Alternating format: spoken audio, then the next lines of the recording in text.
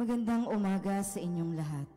Malugod na pagtanggap sa St. Joseph Parish, Kagalangin sa ika-6 ng umagang banal na misa na may liturhiya ngayong Sabado, ika-33 na linggo sa karaniwang panahon at paggunita kay Santa Cecilia, Dalaga at Martir.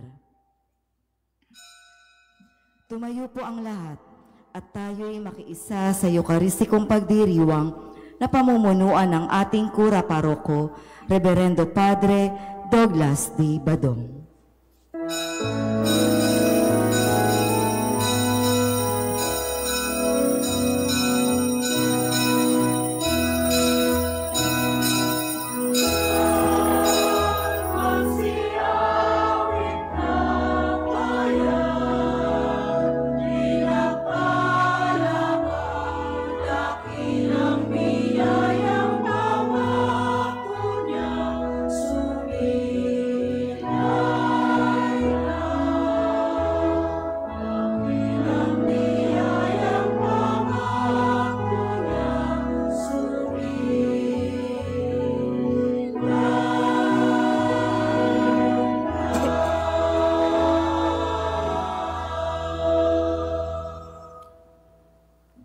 Sa ngalan ng Ama at ng Anak at ng Espiritu Santo. Amen. Ang pagpapala ng ating Panginoong Hesus Kristo, ang pag-ibig ng Diyos Ama, at ang makikipagkaisa ng Espiritu Santo naway sumainyong lahat. At sumaiyo rin.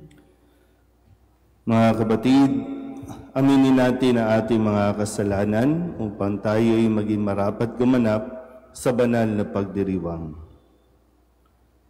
Inaamin ko sa makapangyarihang Diyos at sa inyo mga kapatid na lubha akong nagkasala sa isip, sa salita at sa gawa at sa aking pagkukulang. Kaya isinasamo ko sa mahal na Birhen Maria, sa lahat ng mga anghel at mga banal, at sa inyo mga kapatid na ako'y panalangin sa Panginoong ating Diyos. Kaawaan tayo ng makapangyarihang Diyos, patawarin tayo sa ating mga kasalanan at patnubayan tayo sa buhay na walang hanggan. Amen. Panginoon, kaawaan mo kami. Panginoon, kaawaan mo kami. Kristo, kaawaan mo kami. Kristo, kaawaan mo kami. Panginoon, kaawaan mo kami. Panginoon, kaawaan mo kami. Manalangin tayo. Ama naming makapangyarihan, gawin mong makapiling ka ng mga nagdarasal at pakundangan kay Santa Cecilia na aming katuwang. Paunlakan mong dinggin ang aming mga kahilingan sa pamamagitan ni Hesus Kristo kasama ng Espiritu Santo magpasawalang hanggan. Amen.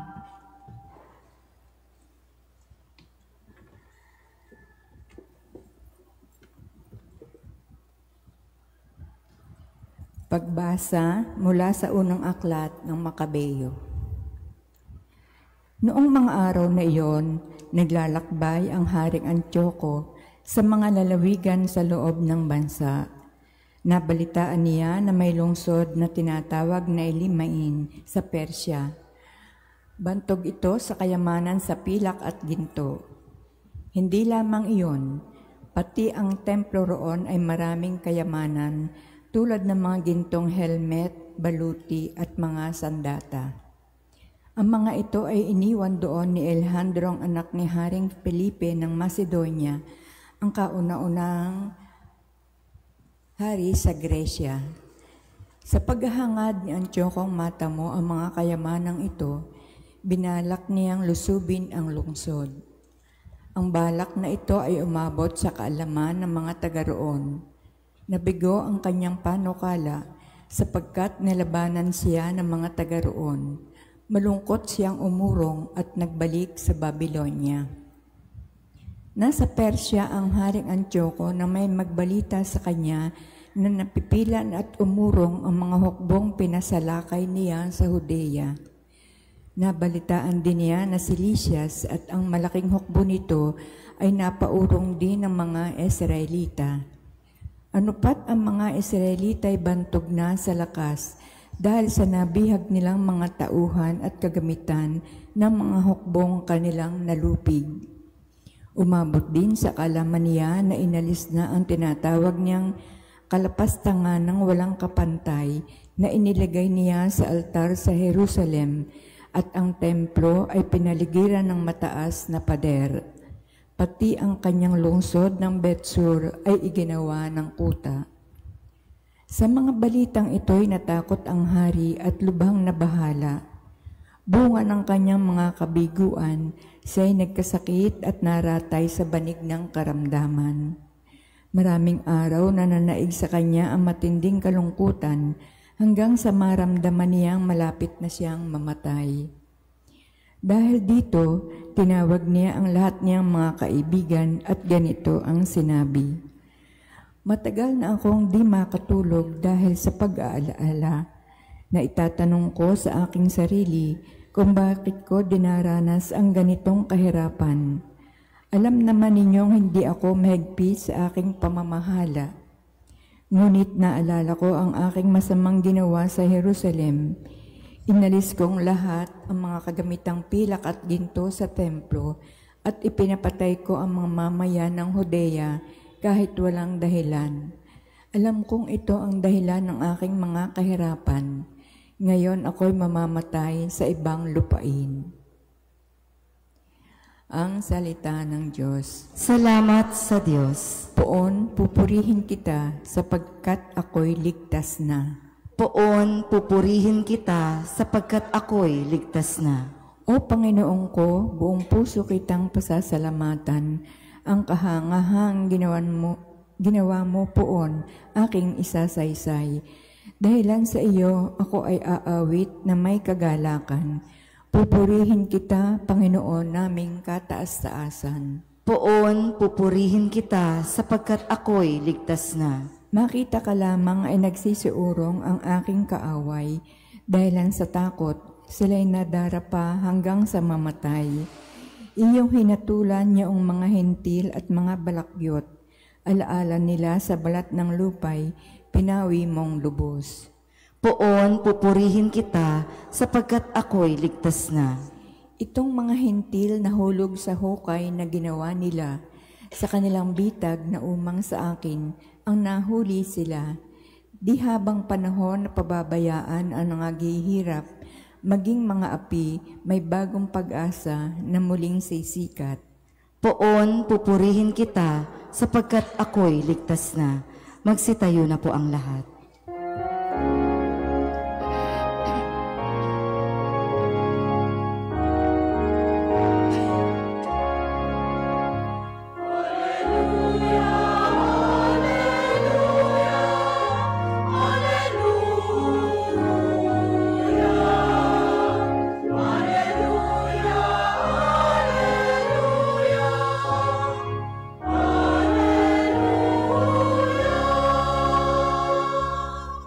Kristo ay nagtagumpay, nalupig ang kamatayan, nagningning ang pagkabuhay.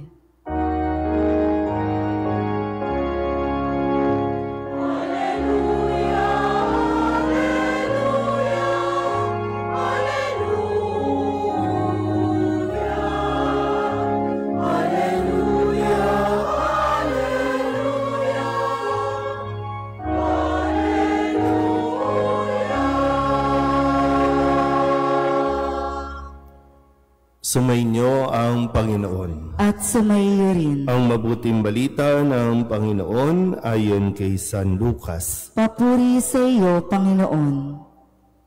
Noong panahong iyon, may ilang Saduseyo na lumapit kay Jesus. Ang Saduseyo'y hindi naniniwala na muling bubuhayin ang mga patay. Guro, anila, naglagda po si Moises ng ganitong batas para sa amin. Kung mamatay ang isang lalaki at maiwang walang anak ang kanyang asawa, ang kapatid na lalaki dapat pakasal sa balo upang magkaanak sila sa namatay. May 7 magkakapatid na lalaki. Nag-asawa ang panganay at namatay na walang anak. Napakasal sa balo ang pangalawa at namatay. Gayun din ang nangyari sa pangatlo hanggang sa pampito. Isa-isang napangasawa ng babae at pawang namatay na walang anak. Sa kahuli-hulihay, namatay naman ang babae. Sa muling pagkabuhay, sino po sa pito ang kikilalaning asawa niya, yamang napangasawa niya silang lahat?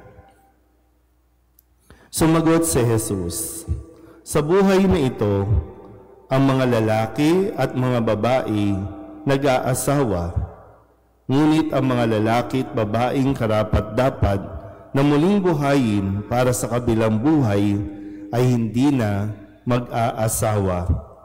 Hindi na sila mamamatay sapagkat matutulad sila sa mga anghel. At sila'y mga anak ng Diyos, yamang muli silang binuhay. Maging si Moises ay nagpapatunay na muling binubuhay ang mga patay, sapagkat sa kanyang kasaysayan, hinggil sa nagliliyab na mamabang punong kahoy, ang Panginoon ay tinawag niyang Diyos ni Abraham, Diyos ni Isaac, at Diyos ni Jacob. Ngunit ang Diyos ay hindi Diyos ng mga patay, kundi ng mga buhay. Sa Kanya'y buhay ang lahat. Sinabi ng ilan sa mga iskriba, magaling ang sagot ninyo, Guro. At wala nang nangahas na magtanong sa Kanya ng anuman. Ang mabuting balita ng Panginoon. Pinupuri ka namin, Panginoong Hesukristo. Isang mapagpalang araw po sa inyong lahat.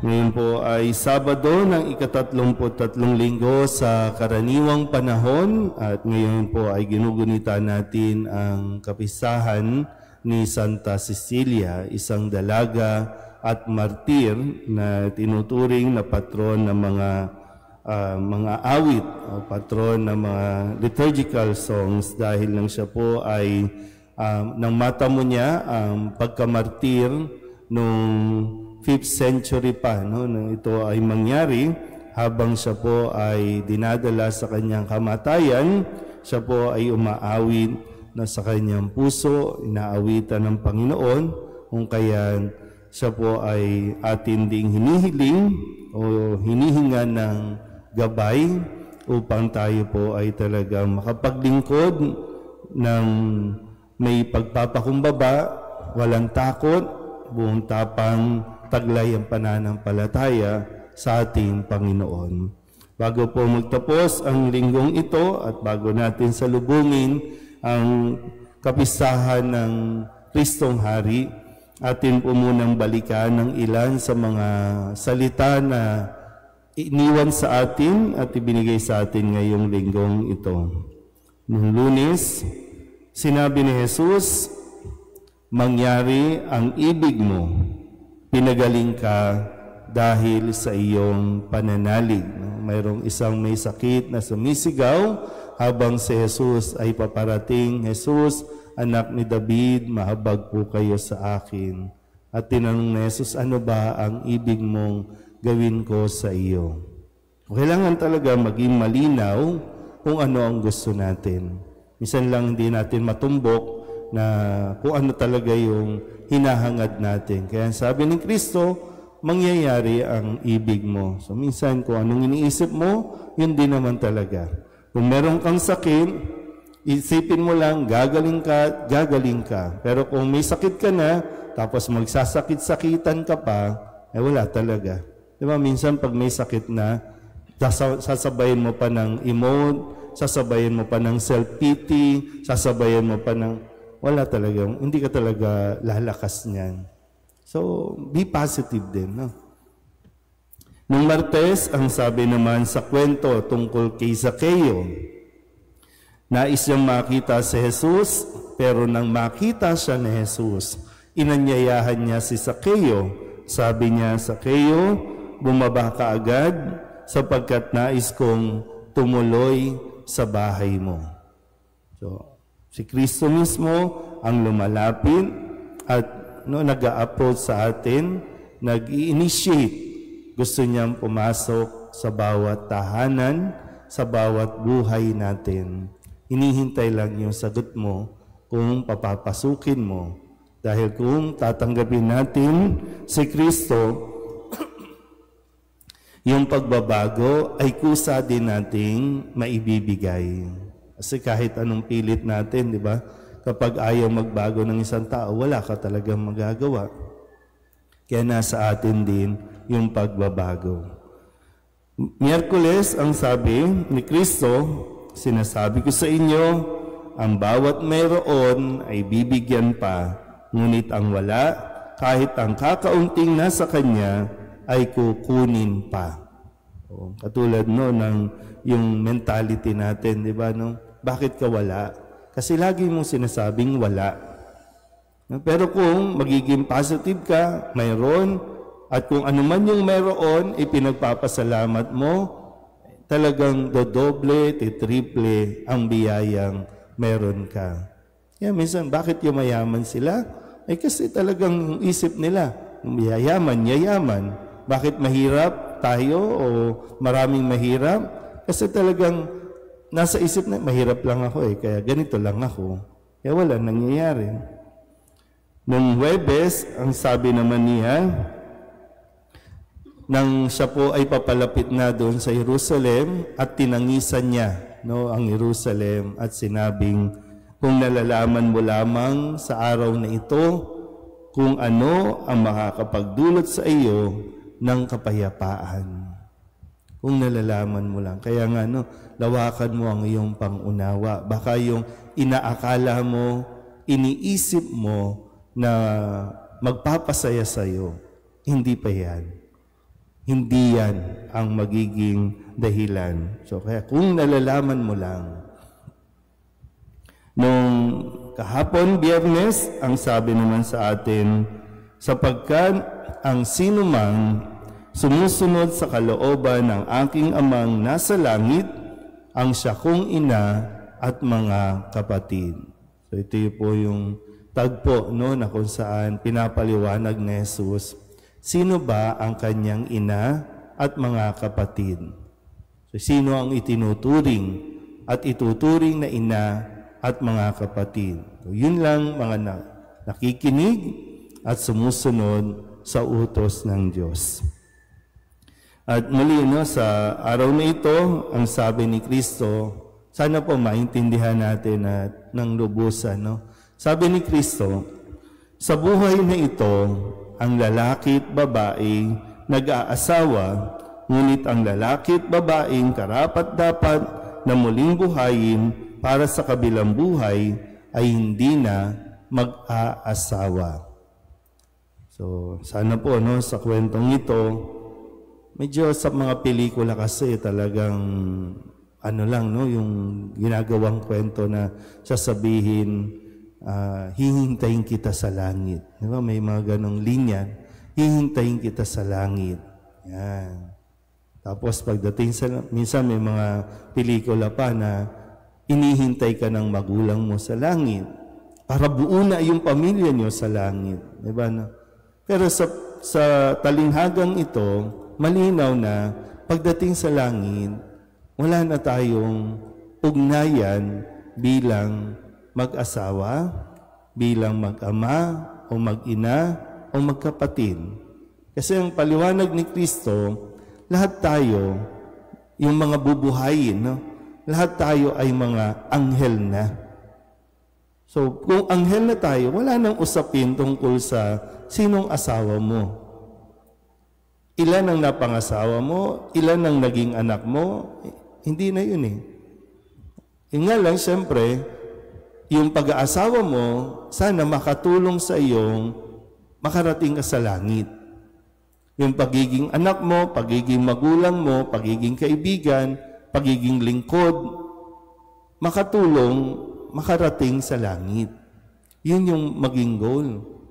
Kaya ngayong November, pinapaalalahanan tayo na tayong mga nasa lupa nandito pa sa daigdig, tungkulin natin na huwag kalimutang ipagdasal ang mga namatay, lalo na yung mga dumadaan pa sa purgatorio, nililinis pa. Pero pag nakarating ito sa langit, kung dumiretso ito sa langit, wala nang kailangan yan sa atin.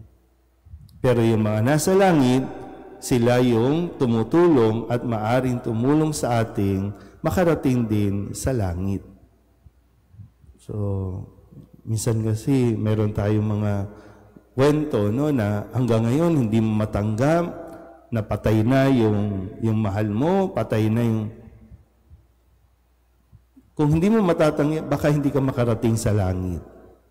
Baka hindi kayo magkita sa langit. Sa kagustuhan mong magkita kayo sa langit, baka hindi kayo magkita sa langit. Parang gano'n, no? Tapos na.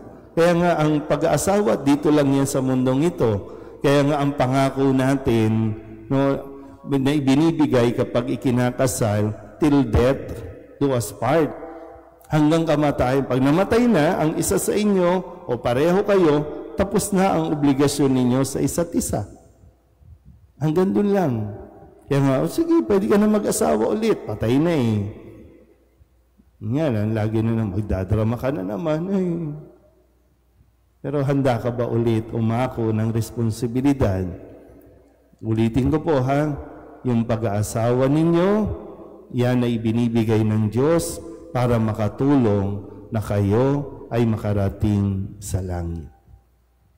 Amen?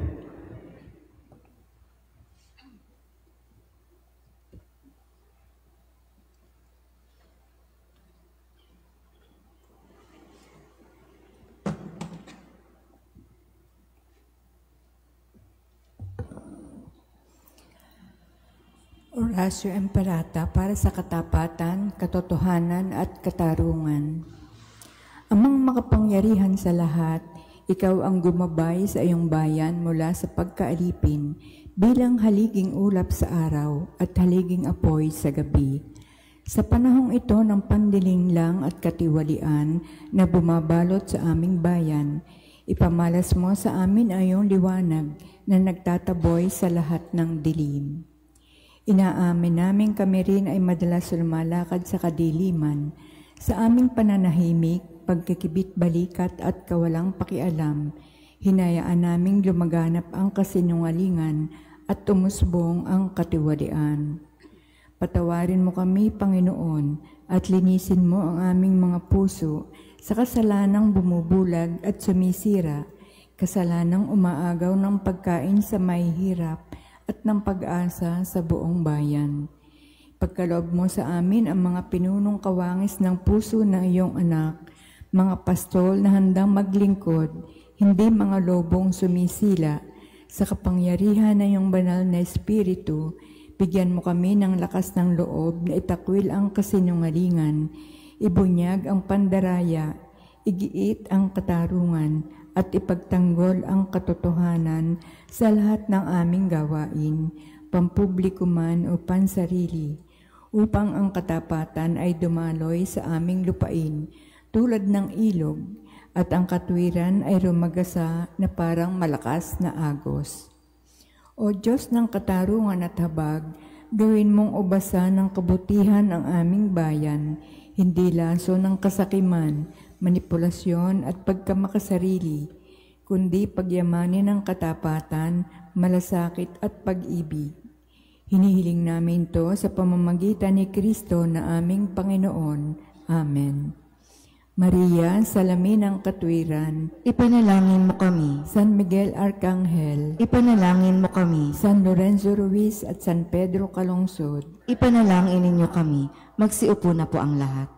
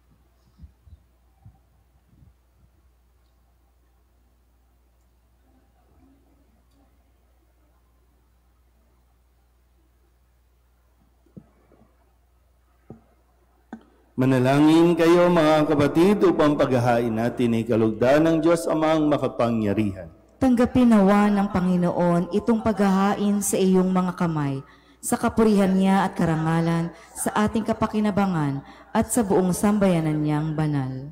Ama naming lumika, sa pagpapahayag namin sa iyong kadakilaan, ngayong ginugunita namin ang dalagang si Santa Cecilia, ang kalugod-lugod niyang kagitingan sa pamumuhay, ay magpagindapat nawang kalugdan mo ang aming mga alay sa pamamagitan ni Jesucristo, kasama ng Espiritu Santo, magpasawalang hanggan. Amen. Sumainyo ang Panginoon. At sumaiyo rin. Itaas sa Diyos ang inyong puso at diwa. Itinaas na namin sa Panginoon. Pasalamatan natin ang Panginoong ating Diyos. Marapat na siya ay pasalamatan. Ama naming makapangyarihan, tunay ngang marapat na ikaw ay aming pasalamatan. Ngayong aming kagalakan na si Santa Cecilia ay parangalan. Siya'y kapanalig naming may paninindigan na ikaw ay ipahayag kahit siya'y mamatay, sapagkat minarapat mong kanyang matularan ang iyong anak na naghain ng sariling buhay. Tulad ng naganap sa iyong anak, ang dugo ng mga martir ay dumanak, hindi dahil sa katatagang likas, kundi dahil sa iyong bigay na lakas. Kaya kaysa ng mga anghel na nagsisiawin ng papuri sa iyo, nang walang humpay sa kalangitan, kami nagbubunyi sa iyong kadakilaan.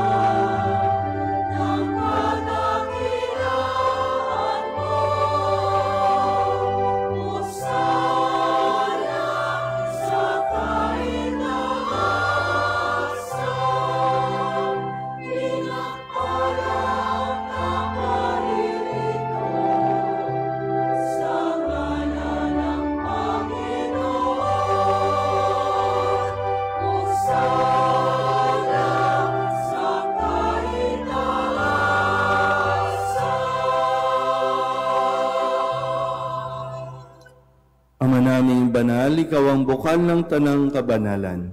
Kaya't sa pamamagitan ng iyong Espiritu, gawin mong banal ang kaloob na ito upang para sa aming maging katawan at dugo ng aming Panginoong Jesucristo. Bago niya pinagtiis ang kusang loob na maging handog, hinawakan niya ang tinapay, pinasalamatan kaniya, pinaghati-hati niya iyon, iniabot sa kanyang mga alagad at sinabi, "Tanggapin ninyong lahat ito at kanin, ito ang aking katawan na ihahandog para sa inyo."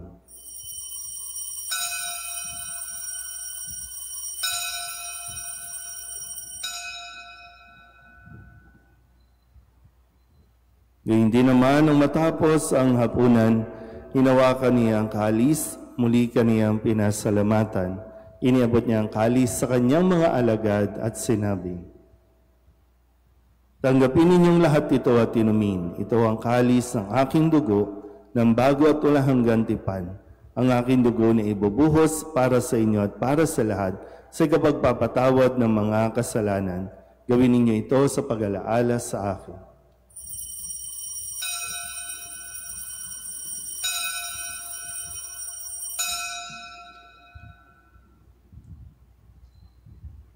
Ipagbunyi natin ang misteryo ng pananampalataya.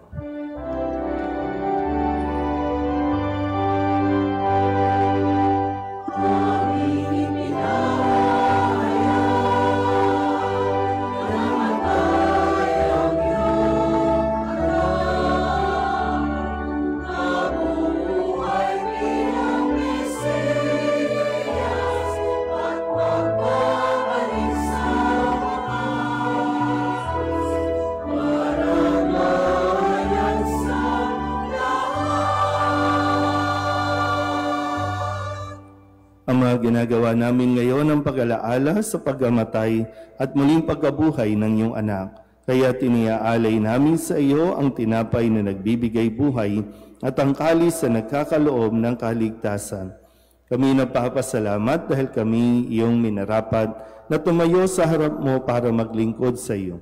Isinasamo namin kami magsasalo-salo sa katawan at dugo ni Kristo ay mabuklod sa pagkakaisa sa pamamagitan ng Espiritu Santo.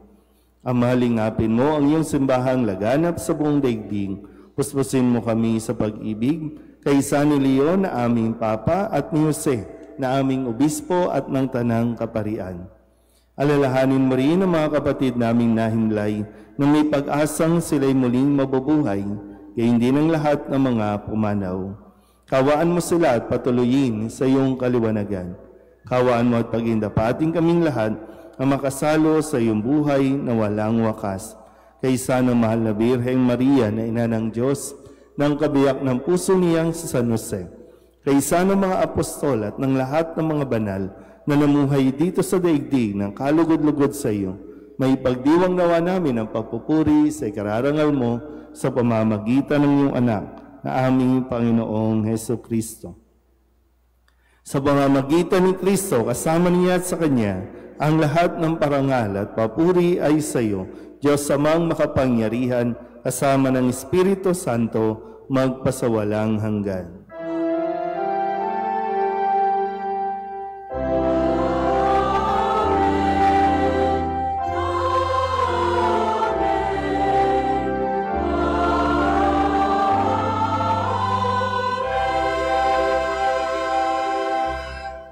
Sa tagubilin ng mga nakagagaling na utos at turo ni Jesus sa Panginoon natin at Diyos, ipahayag natin ang lakas loob.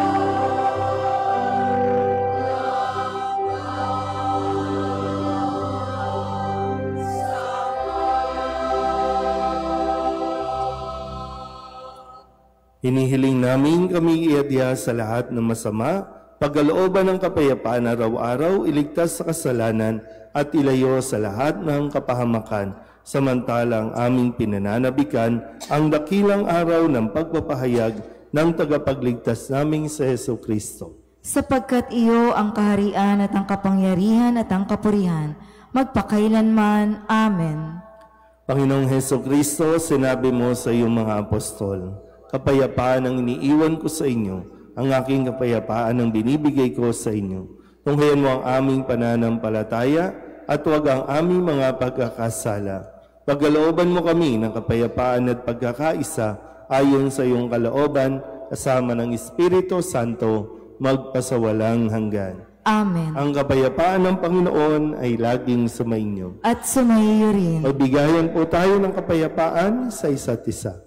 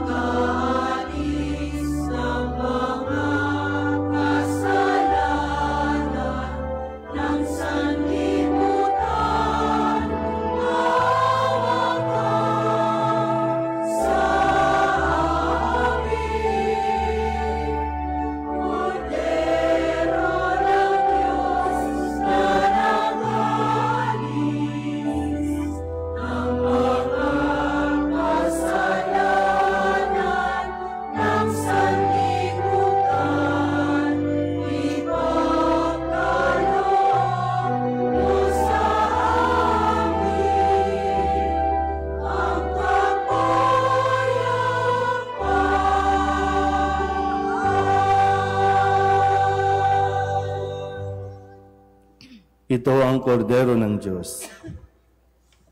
Ito ang nag-aalis ng kasalanan ng sanlibutan. Mapalad ang mga inaanyayahan sa kanyang piging. Panginoon, hindi ako karapat-dapat na magpatuloy sa iyo, ngunit sa isang salita mo lamang ay gagaling na ako.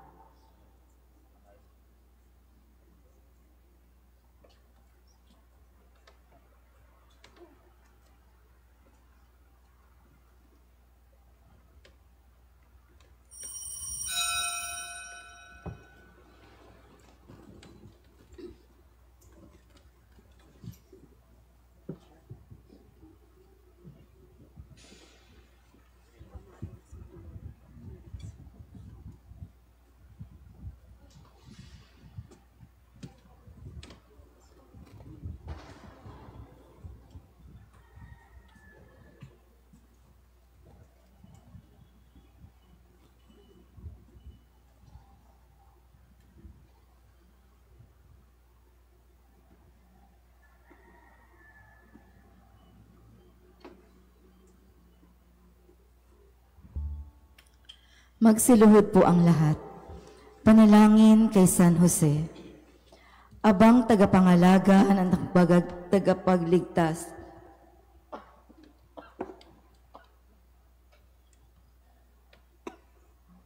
kabiyak na puso ng mahal na Birheng Maria, sa iyo ipinagkatiwala ng Diyos ang kaisa-isa niyang anak.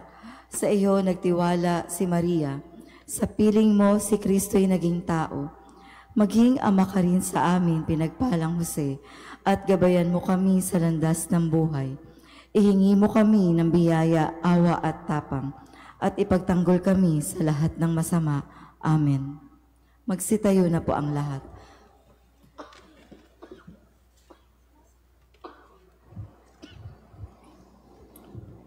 Manalangin tayo. Ama naming mapagmahal, sa hanay ng mga banal, si Santa Cecilia ay iyong pinutungan ng hiyas ng kadalisayan at tagumpay sa katatagan.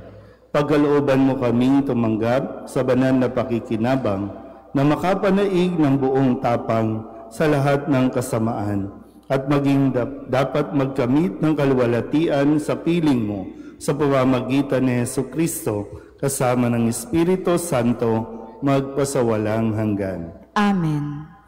Mga kapatid, pag-ukulan natin ang panalangin ng ating mga yumaong mga mahal sa buhay at ang lahat ng mga kaluluwa sa purgatorio.